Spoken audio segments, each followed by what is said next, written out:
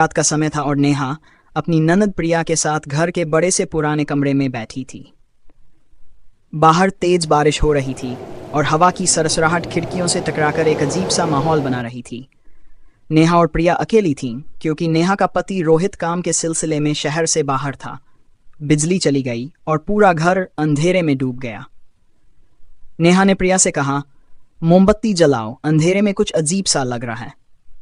प्रिया जल्दी से मोमबत्ती लेकर आई, लेकिन उसकी लौ भी धीरे धीरे कांपने लगी, मानो हवा में कोई अदृश्य ताकत मौजूद हो।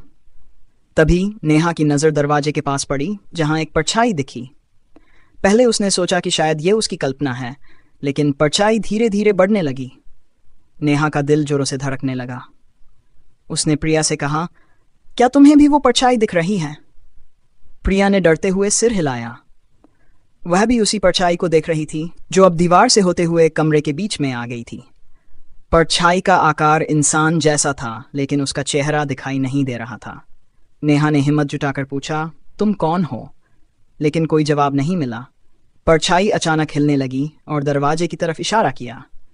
प्रिया ने घबराते हुए कहा, क्या हम घर से बाहर निकलें? नेहा ने नजरें दरवाजे की ओर घुमाई, लेकिन दरवाजा बंद था। परछाई ने फिर से इशारा किया।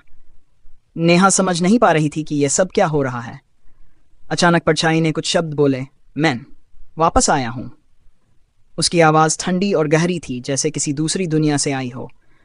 नेहा और प्रिया ने हिम्मत जुटाकर दरवाज़ा खोला और बाहर निकलने लगीं, लेकिन तभी बिजली चमकी और उनके सामने रोहित खड़ा था।